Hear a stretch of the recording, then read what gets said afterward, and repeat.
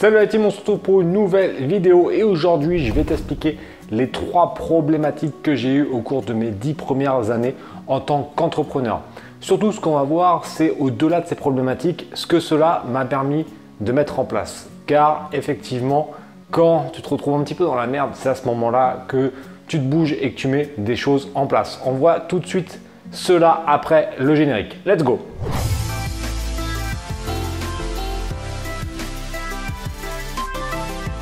Yes, nous revoilà. Donc dans cette vidéo, je vais t'expliquer les 3 problématiques que j'ai eues et surtout ce que ça m'a permis de mettre en place tout de suite après.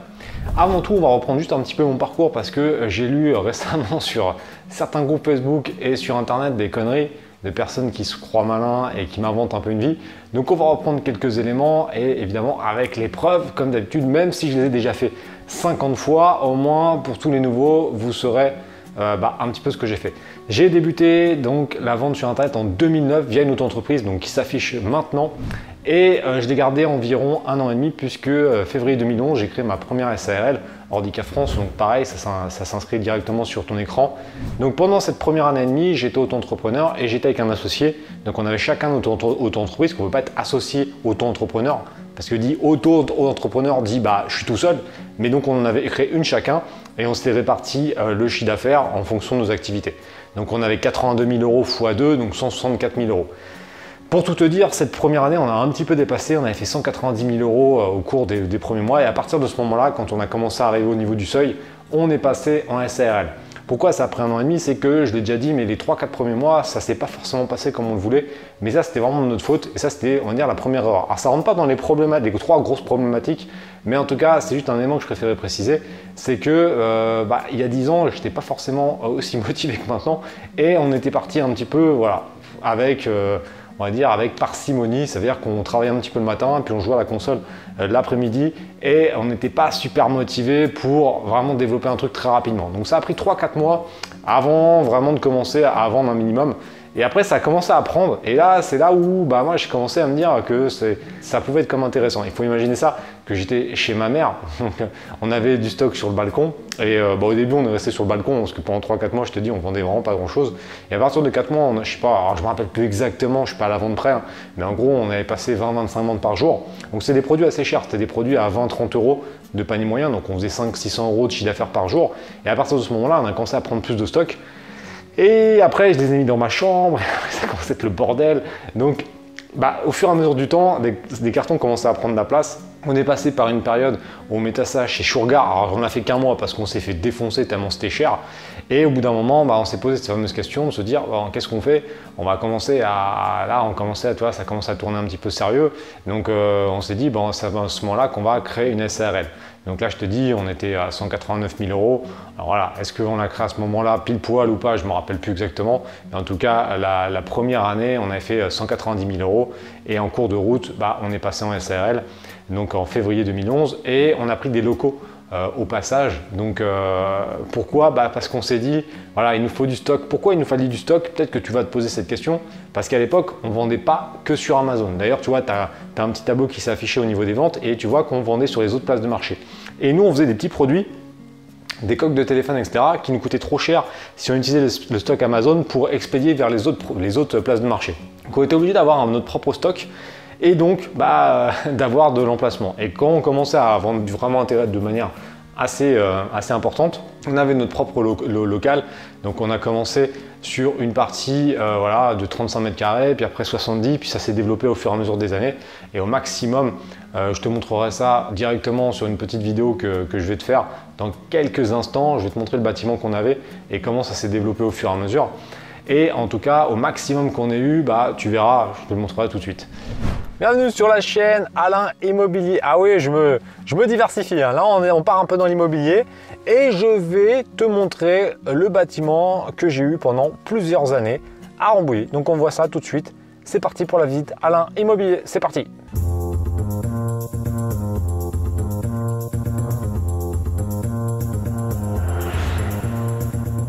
Yes, donc on se retrouve bien rue Timonier, tu vois, c'est écrit en bas. Et donc on a bien Ordica France en plein milieu. Donc ça, c'est le petit panneau explicatif. Et maintenant, je vais te montrer à quoi ressemblait le bâtiment et l'évolution qu'on a eue au cours de ces dernières années. Alors on a débuté donc en 2011 en société et on a commencé à prendre un tout premier local qui était caché. Alors il est un petit peu caché par l'arbre, il était tout en haut. Tu vois là-haut, là, on avait 35 mètres carrés qui nous servaient pour le stockage et nos bureaux. L'année d'après, 2012, comme ça commence à bien se développer, on est resté en haut et on a pris des bureaux en bas. Donc on avait les bureaux en bas et le stock en haut pour un ensemble de près de 70 mètres carrés. 2013, on a continué à se développer et on a pris donc, le bâtiment central qui est ici, plus la partie qui est donc ici. Donc 2013-2014, ça a été le fleuron au niveau du stockage, puisqu'on avait donc 160-170 mètres carrés sur ces deux bâtiments. 2013-2014, l'arrivée de Free, donc là ça a été la merde, et on a dû rendre cette partie de stock, donc tout le local qui est ici, et pour se focaliser sur la partie centrale qu'on a gardée jusqu'à 2018. Et d'ailleurs, si tu regardes les premières vidéos de la chaîne, tu te rendras compte que j'étais exactement ici. J'avais mon bureau qui était là, on avait la cuisine qui était ici, et on avait une partie du stock qui était là. Donc tu vois, là maintenant, ça te permet de voir un petit peu à quoi ça ressemblait et à l'évolution qu'on a eue. Donc on a eu beaucoup, on a un peu réduit, il fallait s'adapter. Mais en tout cas, il faut faire très attention aux charges fixes, de ne pas avoir trop de charges fixes. Donc c'est pour ça qu'on a préféré réduire les locaux. Et d'ailleurs, juste te remonte encore un petit truc parce que je sais que tu aimes bien l'épreuve. Tu vois, j'ai encore une de mes sociétés qui est ici en siège social. Donc ça, c'est celle qui sert pour les formations avec mon blaze, hein, tu vois. Là, j'insiste beaucoup sur l'épreuve, mais au moins ça évitera qu'on raconte des conneries sur internet. Donc voilà, maintenant tu en sais un petit peu plus, on peut retourner à la vidéo. Mais en tout cas, voilà, on a commencé à bien développer. La première année en SRL, on a fait un peu plus de 400 000 € de chiffre, donc c'était quand même vraiment intéressant. Et là, à partir de ce moment-là, c'est là où on a commencé à avoir des galères. Parce que 2011, 2012, donc là on était à 400, on passe à 600 000 € de chiffre en 2013, donc là ça commence à être intéressant. Et là, l'arrivée de Free. Donc première problématique qu'on a eue, l'arrivée de Free. L'arrivée de Free, ça a été le premier gros problème que j'ai eu dans mon business sur internet. Alors évidemment, je vais passer toutes les problématiques que j'ai parce que sinon il faudrait une vidéo de 5 heures, mais là ça a été un gros challenge.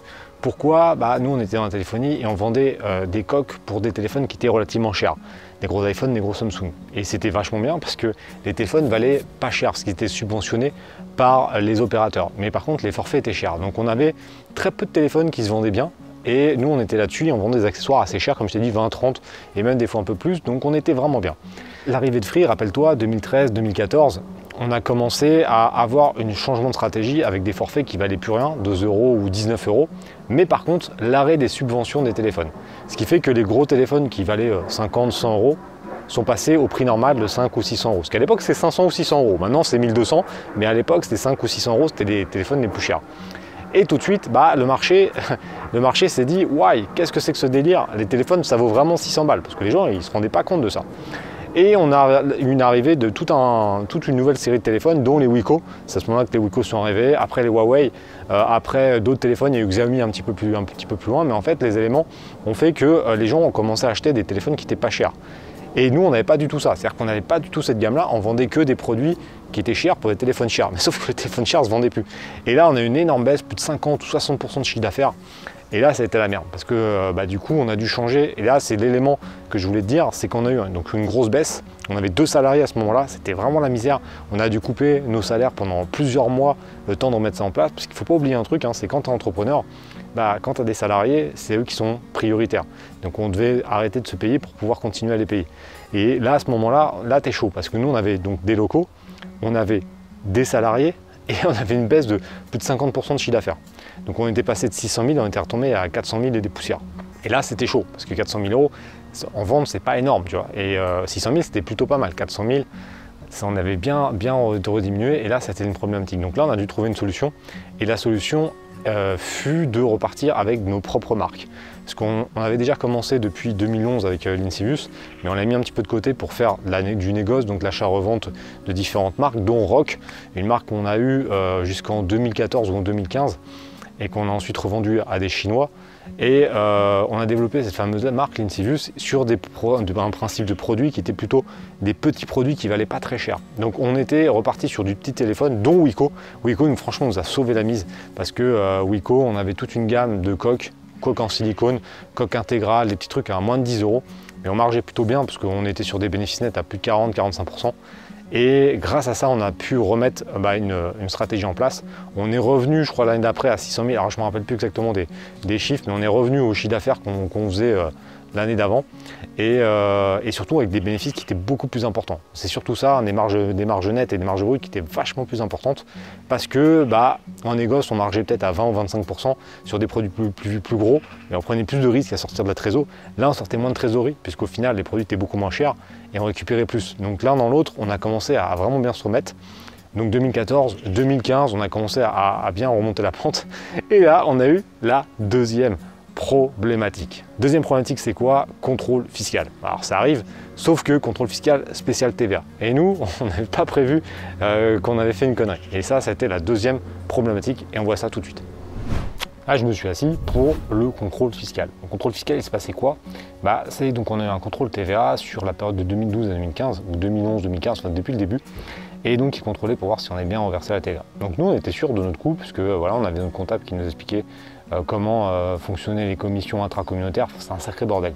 Il faut l'imaginer que c'était donc en 2015, et entre 2015 et 2019, il y a eu des grosses améliorations sur Amazon, sur la partie TVA. Parce qu'avant, c'était un énorme bordel. Tous les rapports étaient hors taxe et en TTC. Et donc nous franchement, on ne connaissait pas plus que ça. Et ce qui s'est passé, c'est que notre comptable nous a dit oui, les commissions qui sont hors taxe sur l'Amazon, on peut récupérer le montant de TVA là-dessus. Donc en fait, qu'est-ce qui s'est passé? Ça, c'est un élément qui est primordial. Je l'ai déjà dit dans une ou deux vidéos, mais il faut faire très très attention à ça, parce que si vous ne faites pas ça, vous allez vous faire défoncer. Ce qu'on a fait, donc ce qu'il ne faut pas faire, c'est qu'on prenait donc le prix par exemple 10 €. On avait donc la TVA à reverser. Donc là, tu fais 10 divisé par 1,20, ça te fait un taux. Et ensuite, tu as ton taux que tu vas, donc le montant, c'est 1,67 € pour 10 € que tu reverses à l'État. Donc ça, c'est ce qu'il faut faire. Sauf que nous, ce qu'on faisait, c'est que sur par exemple, les 12% de commission Amazon, on calculait ça et on calculait de la TVA dessus. C'est-à-dire qu'en gros, on est à 12% hors taxe, donc 14,4 TTC. Et la différence, on la déduisait de la TVA qu'on devait reverser à l'État. Ce qui fait qu'au lieu de reverser 1,67 €, on reversait, je sais pas moi, 1,40 € ou 1,50 €. Donc on grattait 30 centimes par vente. Alors ça peut paraître peu, sauf qu'en 3 ou 4 ans, comme je te l'ai dit, on faisait quand même beaucoup de chiffres sur Amazon, parce qu'on avait déjà largement dépassé le million, voire peut-être les 2 millions d'euros de chiffre d'affaires cumulés. Donc ça fait une sacrée somme. Donc ils sont venus. Nous, on était de super bonne foi, on a tout montré, pas de problème. On a dit ouais les gars, il n'y a pas de souci. Et ça a duré 3-4 mois avant qu'ils nous sortent un rapport en disant il y a un problème, il manque de la TVA. Et donc ils nous ont sorti un rapport et ils nous ont dit les gars, vous nous devez 150 000 €. Donc là on a fait putain, ça fait chier quoi, 150 000 €, ça fait vraiment chier. Et surtout nous, ça nous est tombé un peu dans le bec, dans la tronche, parce qu'on s'y attendait vraiment pas. Et nous on était vraiment de bonne foi, donc au début on a commencé à gueuler en disant c'est pas possible, vous savez pas pourquoi, ça marche pas, etc. Notre comptable était tellement sûr de lui qu'il nous a dit non, il se plante, etc. Donc on a commencé à chauffer en disant qu'on allait monter. Donc voilà, ça a discuté pendant plusieurs mois parce qu'il nous apportait des éléments qui n'étaient pas forcément véridiques, tu vois, c'était un peu le bordel. Et ce qui s'est passé, c'est qu'après on a pris un avocat fiscaliste, donc qui est toujours mon avocat fiscaliste d'ailleurs. Je fais un petit coucou au passage. Et donc ça a duré quand même pas mal de temps cette histoire, parce que ça a duré plus de 2 ans, voire 2 ans et demi il me semble. Et au bout d'un moment, l'avocat, alors il ne comprenait pas forcément non plus au début, parce que c'était un sacré bordel, cette histoire de TVA intracommunautaire. Et au bout d'un moment, il a dit, non les gars, je sais pas, il a eu un flash, parce qu'il lui est arrivé un jour, il a eu un flash, il a dit, putain mais les gars, en fait j'ai compris, et c'est l'État qui a raison. Alors, il nous disait des explications qui n'étaient pas forcément bonnes, mais en tout cas on avait tort. Bon voilà, et en gros il nous a dit, vous avez tort. Donc maintenant, on va rentrer en égo avec eux, parce que vous avez tort, donc il va falloir payer. Et donc on est rentré en égo avec eux, on n'a pas fait trop les shows à ce moment-là, parce qu'on s'est dit ok, on s'est planté. Donc il faut savoir assumer. C'est-à-dire que c'est pas parce que c'est l'avocat, c'est le comptable qui nous a mis un peu dedans. Au final, on reste des entrepreneurs, ça reste notre business, donc c'était notre faute. Et il fallait assumer. Donc on a assumé, on a été voir le chef du contrôleur fiscal, qui était un petit peu con, excuse-moi, mais il était vraiment un peu con. Et on a vu son chef. Et lui était un peu plus compréhensif, et du coup on s'est mis d'accord à 99 918 €, qui était le montant réel qu'on devait. Donc nous, ça faisait déjà 2 ans, et là c'était un élément très important, c'est que ça faisait déjà 2 ans que le contrôle était en place, et donc on avait le temps, nous, de mettre en place des situations pour rattraper. Et ce qu'on a fait, c'est donc, chose que j'ai déjà dit plein de fois, c'est arrivé en 2016-2017, je me suis formé dans la vente sur Amazon pour exploser les scores. À ce moment-là, on faisait moins d'1 million d'euros sur Amazon, et grâce à la formation que j'ai suivie, grâce aux optimisations que j'ai mis en place, grâce à tous les éléments, On a eu une période de flottement qui m'a fait un peu peur parce que quand on a changé tout, donc t'imagines une boutique, on avait 1500 rêves, c'était un truc de dingue. On a changé toutes les annonces, on a tout changé d'un coup. Donc pendant un mois, on a quasiment plus rien vendu parce qu'on a complètement été déréférencé. Enfin, pas complètement, mais franchement, on a perdu 75% de chiffre. Donc là, on a fait vraiment... là, c'était chaud pour... au niveau mental, c'est à ce moment-là qu'il faut être solide parce que tu as une dette de 100 000 balles et derrière, tu as un business et tu divises par 4 le chiffre d'affaires parce que tu as tout changé. Mais ça n'a pas duré puisqu'au bout d'un mois, le référencement est revenu sur toutes les plateformes européennes. Et là, on a fait quasiment 50% de plus de chiffre d'affaires par rapport à notre pic qu'on avait. Donc ça a duré toute l'année 2017. Et au moment où on s'est mis d'accord avec l'État, je ne me rappelle plus exactement quand c'était, mais c'était courant 2017. Donc on s'est mis d'accord sur 99 000 €. Et comme on avait bien bossé et qu'on avait fait un gros changement sur nos différentes annonces, on a pu payer direct. Et comme ça, c'était réglé. On a su toutes les conneries qu'on avait fait. On a tout modifié, on a remis en place les éléments et depuis, on n'a plus de soucis avec le fisc puisque maintenant on a compris. C'est pour ça que je l'ai dit, faites vraiment gaffe à ça, de ne pas déduire. Le calcul qu'il faut bien faire, c'est que vous avez la TVA à reverser, donc les 20% sur le prix de vente. Le prix de vente, c'est quoi? C'est que le prix que le client a payé. Ça, c'est la TVA à reverser. Si vous avez de la TVA déductible, c'est sur vos achats. Donc l'achat quand ça va passer en douane ou les achats de différentes fournitures. Vous avez une balance, TVA reversée moins TVA déductible, mais en aucun cas vous récupérez de la TVA sur les frais Amazon qui sont hors taxe et qui restent hors taxe. Si vous êtes éligible à la TVA, il reste hors taxe, vous en décomptez pas.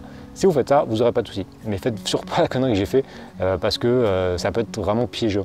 Mais maintenant, sincèrement, c'est beaucoup plus simple puisque la TVA est bien expliquée sur Amazon, alors que nous, à notre époque, c'était un gros bordel. Et d'ailleurs, en 2015, il n'y a pas que nous, il y a énormément de vendeurs qui sont fait striker par le fisc parce que on était tous un peu dans le même bateau, parce que sincèrement c'était vraiment de la daube. D'ailleurs Amazon a eu quelques petits problèmes après derrière parce que c'était quand même une grande partie via leur logiciel et leur système de facturation qui était vraiment bidon, et donc ils ont fait des grosses améliorations. Donc les deux éléments à prendre en compte sur cette problématique, c'est que déjà grâce à tous les problèmes qu'on a eu, vous en avez moins parce que du coup Amazon a vachement amélioré son système de facturation et de calcul de TVA. Donc déjà c'est beaucoup plus simple pour les nouveaux vendeurs, et nous ça nous a permis de se dire on est vraiment dans la merde, il faut qu'on mette en place des actions, et la meilleure chose c'était de se former. Donc ça c'était le premier élément, se former dans la vente sur Amazon. Et un petit peu avant, au moment du contrôle, c'est là où on s'est dit il ne faut pas qu'on soit uniquement dépendant de la vente sur Amazon. Et on a développé d'autres business, dont la vente de sextoy. Alors on continue de la vente sur Amazon, c'était une deuxième activité, donc on était relativement tranquille. L'affiliation, puis après différents systèmes sur Internet pour ne pas être dépendant que d'une source de revenus. Donc ça, c'était les deux éléments que j'ai appris grâce à ce contrôle. Donc au final, même si effectivement pendant plus d'une année, je n'étais pas serein parce qu'on avait quand même une épée de Damoclès qui était quand même balèze au début, plus de 150 000 €, ça fait quand même vraiment mal quand tu as une société. Mais en tout cas, grâce à ces éléments-là, j'ai pu faire un énorme cap. Et je pense sincèrement que sans ça, je ne serais pas au niveau où je suis maintenant. Et après, on va arriver sur le troisième point, qui a encore été un autre cap assez difficile à passer, mais au final qui m'a permis d'être devant vous maintenant. Et ça, on va voir ça tout de suite. Enfin, on arrive sur la dernière grosse problématique. Alors comme je te dis, j'en ai eu d'autres, mais je te parle que vraiment des très grosses. La troisième, ça a été fin 2017, donc on venait juste de sortir de cette problématique de contrôle. 2017, on commence à remonter. Et là, je vois que mon associé commence à avoir des soucis perso avec, avec des membres de sa famille, etc. Et là, je me dis, putain, ça commence à puer cette histoire. Le taf, ça commençait à plus trop aller. Bon, ça faisait déjà quelques temps que c'était un petit peu chaud, mais là, ça s'est vachement accéléré. On commence à avoir des problématiques perso. Et 2017, ça commence à s'accélérer et on a une problématique en octobre. C'est que mon associé, pour faire simple, il est parti dans le sud du jour au lendemain sans vraiment me demander mon avis. Et donc, je me suis retrouvé un peu tout seul, 2 mois avant Noël, sachant que Noël pour la téléphonie, c'était la plus grosse période. Et donc, je me suis retrouvé tout seul d'octobre à janvier. Et on a fait un point en janvier, voilà, on s'est pas entendu, ça a été vraiment le bordel, début 2018. Et à partir de ce moment-là, je me suis dit, bon, voilà, moi ça faisait un moment, ça faisait il y a 9 ans ou 8 ou 9 ans, je ne me rappelle plus, que je faisais la même chose dans la téléphonie, avec les shibars. Donc bon, j'avais envie un petit peu de changement. Ça, c'est une question qu'on me pose souvent. Pourquoi je suis devenu formateur? J'ai fait une vidéo spécifique ici, mais je vais reprendre quelques éléments. C'est qu'au bout d'un moment, c'est bien aussi d'avoir des nouveaux challenges. Et là, c'est un élément qui revenait assez souvent. c'est quand j'étais uniquement vendeur, j'avais plein de gens qui revenaient vers moi en me demandant comment je faisais pour vendre. Voilà, on me disait comment tu fais ça, parce que bah voilà, forcément j'avais du temps, j'avais quand même des choses plutôt sympas, et on me demandait comment ça se fait que je bossais pas vraiment, parce que du coup les gens ils se disaient putain, mais il a pas une vie comme nous, il prend pas le train, il est là, il peut aller chercher à l'époque j'allais chercher mon fils à la crèche, je le déposais, je pouvais aller au sport le midi, je pouvais prendre 3 heures si j'avais envie, enfin j'avais la liberté quoi. Et les gens avaient des fois ils avaient un petit peu de mal à comprendre, donc ils me demandaient comment ça se passait, je commençais à expliquer ça. Et ça faisait déjà plusieurs mois, parce que c'est pas nouveau, hein, ça fait depuis 2016 ou 2007 que je pense à ça, à me dire mais t'as plein de gens qui te demandent comment ça marche. Je pense que voilà, j'avais déjà une fibre de formateur en moi, je me dis ça peut être intéressant de partager ça. Déjà moi ça me fera voir autre chose, parce que bon c'est toujours bien, mais vendre, quand surtout en téléphonie, où tu as une redondance des produits, tu as une obsolescence, c'est vraiment très usant. Donc au bout de 9 ans, j'en avais vraiment ras le cul, j'avais envie de faire d'autres choses. Donc effectivement, j'aurais pu repartir dans la partie vente, comme j'ai fait un petit peu plus tard au final sur d'autres produits. Mais j'avais envie d'un autre challenge. Et moi, je suis vraiment comme ça, j'aime bien voilà, avoir des nouveaux challenges. Et je me suis dit, ça peut être intéressant d'aller dans cette activité-là, qui est complètement différente. Je vais apprendre beaucoup de choses différentes, parce qu'effectivement, les tunnels de vente, le marketing est complètement différent par rapport à la vente sur Amazon. C'est vraiment un autre métier. Et quand j'ai commencé début 2018, j'avais vraiment des lacunes sur ces éléments-là. Donc j'ai appris aussi des éléments que je ne connaissais pas forcément, comme les publicités sur YouTube, etc. Donc ça m'a permis de voir aussi beaucoup d'autres domaines. Ça a commencé à prendre. Donc avril 2018, c'est à ce moment-là que j'ai créé la société Les Éditions Alain, qui me permet de gérer donc toute la partie formation, celle qui est agréée par l'État. C'est pareil, j'ai fait une vidéo très récemment sur ça. Donc je suis agréé par l'État via cette société. Je te remettrai la vidéo ici. Et donc avril 2018, j'ai commencé à faire les premières vidéos. Bon, elles étaient un peu pourries, hein, je te préviens. Bon, est-ce que celles-ci sont bien? Tu pourras me le dire en commentaire, hein, il y aura toujours des rageux pour me dire que c'est de la merde. Chacun pour ce qu'il veut, mais en tout cas c'était vraiment bien plus pourri que maintenant. Donc forcément on commence, hein, c'est pas grave, j'ai fait des vidéos avril 2018, avril-juin c'était plutôt e-commerce de manière générale, j'étais pas focalisé sur Amazon parce que j'avais pas encore cette optique de me dire je vais devenir formateur Amazon. Moi je voulais montrer comment ça se passe dans le e-commerce, et c'est en juin que j'ai eu un flash, je me suis dit mais t'es trop con, je vais t'expliquer un truc e-commerce qui est vraiment très large, personne ne te connaît, comment tu veux devenir un expert e-commerce si il faut que tu sois spécialisé dans un truc. Et là je me dis putain mais j'ai fait 75 ou 80% de mon chiffre global sur Amazon, focalise sur Amazon, parce que c'était le business quand même qui est le plus intéressant et le plus facile à mettre en place. D'ailleurs tu peux voir les différents chiffres que je t'ai montré dans cette vidéo, tu pourras faire des calculs. Dès le début, Amazon représentait déjà pratiquement 50% des ventes, et à la dernière année où on était avec mon associé, on était à plus de 90% des ventes sur Amazon. C'est vraiment un truc de dingue. Donc Amazon c'est vraiment pour moi, voilà, quand j'ai eu un flash, un matin j'ai fait mais t'es trop con. Je fais vas-y parle que d'Amazon dans ta boutique, dans ta chaîne, ça sera beaucoup plus simple.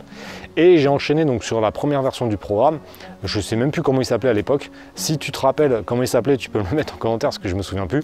Et je l'ai lancé en juillet. Ça a vraiment bien marché parce que la première semaine, j'ai fait 15 ou 20 membres. Alors ça paraît vraiment ridicule par rapport à ce que je fais maintenant, mais je peux te garantir que j'étais quand même super content parce que c'était que pendant une semaine, cette offre-là, j'ai fait une offre spéciale, je me rappelle, à 300 ou 400 euros avec une heure de coaching. C'était une offre de fou, hein, vraiment une offre de dingue. J'avais fait 15 ou 20 ventes, donc c'était vraiment cool. Et après, j'ai enchaîné. Juillet, août, et c'est à ce moment-là que j'ai vendu la société Ordica France. C'est pour ça que tu le vois dans société.com que je suis plus dedans depuis novembre ou décembre, parce que ça a pris quand même du temps. Mais officiellement, c'était en août que j'ai vendu. Donc j'ai vendu mes parts. J'ai vendu plusieurs marques qui étaient à l'intérieur. Ça c'est pareil, c'est très important de savoir que la stratégie de marque qu'on a, les marques ont une valeur. Et ça, il ne faut pas l'oublier, c'est que tu crées un actif. C'est-à-dire que quand j'ai vendu la société, j'ai vendu l'actif complet. J'ai vendu les ventes sur Amazon, j'ai vendu les fiches produits, j'ai vendu les marques, etc. Donc c'est ça qui avait de la valeur. Donc évidemment, je te passe que ça s'est pas super bien passé avec mon associé parce qu'il ne voulait pas vendre. Après, c'est moi qui devais racheter. Après, il a voulu racheter. Enfin, c'était un beau bordel. Ça s'est fini où c'était expert comptable et l'avocat qui faisait l'intermédiaire entre nous. Et donc ça a été un petit peu vraiment chaud pour terminer. On a vendu, quasiment plus de contact avec lui. La boutique sur Amazon, je ne sais pas ce qu'il a foutu, mais en tout cas il me l'a défoncé. Bref, petit message personnel également, je ne sais pas ce que tu as branlé. Ça s'est mal passé. Et moi, ça m'a permis de tourner une page. Donc tous ces éléments-là ont été assez difficiles pour moi en 2017-2018. Mais en tout cas, c'est grâce à cet élément-là que je suis là devant toi. C'est-à-dire que sans ça, je ne suis pas certain que j'aurais pris mon courage pour me lancer à faire des vidéos, parce qu'il faut voir aussi un élément.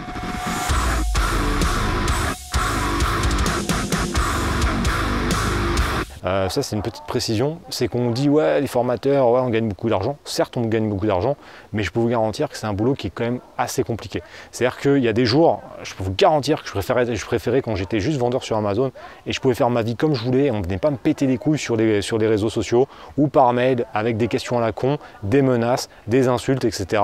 Parce que c'est ça aussi le quotidien d'un formateur, c'est qu'il y a un paquet de trous de balles qui vient t'emmerder. Donc ça, il ne faut pas l'oublier non plus. Ça, c'est le premier élément. Et le deuxième élément, il ne faut pas oublier ça, c'est que le temps que je passe à aider les gens, je ne le passe pas à faire mes business. Donc je pourrais avoir des nouvelles boutiques qui tournent bien plus, mais comme je passe du temps à aider mes membres et à aider les personnes qui regardent ma vidéo, mes vidéos, je ne peux pas forcément me focaliser à 100% de mon temps sur mes business. Ça, il ne faut pas l'oublier parce que il n'y a pas que on vend des formations comme certains trous de balles peuvent le dire sur Internet. C'est beaucoup plus complexe que cela. Enfin, en tout cas, quand tu fais ça à ma façon, c'est-à-dire que quand tu es au quotidien avec tes membres, ça prend énormément de temps. Et il ne faut pas oublier cela. En tout cas, voilà, ça m'a permis de passer ce cap et de me lancer. Et bon, voilà, au fur et à mesure, ça a pris de l'ampleur. Là, au moment où je fais la vidéo, on passe les 40 000 abonnés. Donc franchement, c'est cool. On arrive aux 1000 membres dans le programme. Donc ils sont loin, les 20 premiers. Mais ils sont encore là. Je pense à Thierry, je pense à tous les autres qui sont encore là. À Loïc qui est encore là. Et ça fait bien plaisir. C'était mon tout premier client. Donc franchement, c'est cool. Les gars commencent à faire des gros résultats, j'ai des interviews qui sont en place. Donc moi, c'est ça qui vraiment me motive quand j'ai un petit coup de moins bien et que je me dis que putain, juste vendeur c'était cool. Je me dis ouais, mais là t'as les gars, ils commencent à vraiment avoir des résultats. T'as des gars que tu motives parce que ils te permettent, enfin j'essaye de donner un souffle et de passer à l'action comme moi j'ai pu le faire. Mais c'est pas simple. Mais en tout cas, voilà, c'est ces éléments-là. Dès que j'ai eu une galère, ça m'a permis de bien rebondir. Donc cette dernière galère m'a permis de développer ce business-là. Et derrière, tout un écosystème beaucoup plus complet, puisque là, je suis en train de créer toute une holding avec beaucoup d'autres sociétés, dans d'autres domaines. Donc là, ça commence à devenir vraiment très, très important. Bien plus important que la vente sur Amazon que je faisais, même avec les autres activités. C'est vraiment un autre niveau. Et c'est grâce à toutes les accumulations d'erreurs ou de problématiques que j'ai eues qui m'ont permis de vachement améliorer mon business actuel. Donc en tout cas, pour conclure cette vidéo, il faut juste savoir que quand tu vas développer un business, forcément tu auras des problématiques. Le but, sincèrement, c'est de se former. Moi, je me suis formé dans beaucoup de domaines, surtout en 2017, 2018 et 2019. Je me suis formé dans beaucoup de domaines pour éviter de tomber dans des pièges un peu bêtes et de perdre beaucoup d'argent. Donc ça, c'est maintenant, les erreurs que je fais sont beaucoup plus petites et ça me permet juste d'ajuster. C'est très important de faire des erreurs, mais maintenant, j'essaye de faire des erreurs qui ne me plantent pas comme j'ai pu me planter pendant ces différentes années. En tout cas, j'espère que cette vidéo t'a plu et t'a un petit peu éclairci concernant mon parcours. De toute façon, tout est vérifiable sur Internet, hein. Donc il faut juste chercher, mais tu verras, de toute façon, je t'ai mis les captures d'écran, tu pourras aller voir directement. Et en tout cas, il n'y a pas de pipeau, tout ça, c'est de la réalité. Là, les boutiques sur Amazon tournent, mais c'est pas extraordinaire parce que du coup, j'ai relancé en août 2018 des nouvelles activités qui commencent à bien prendre, mais là actuellement au moment où je te parle, je suis à peu près entre 20 et 30 000 euros de chiffre d'affaires par mois, ce qui n'est pas énorme par rapport à ce que je faisais avant, mais comme je l'ai dit, je ne peux pas être partout, je ne peux pas développer des business énormes sur Amazon, m'occuper de 50 60 000 personnes, de développer mes autres business en référencement naturel, en affiliation, en immobilier, je ne peux pas être partout. Donc après, j'ai préféré mettre un petit peu en stand-by la vente sur Amazon, quoique ça commence à vendre quand même pas dégueu et ça va vraiment monter d'ici fin 2019, début 2020. Mais en tout cas, voilà, il faut faire des choix. Moi, je suis très transparent, j'ai pas de problématique là-dessus.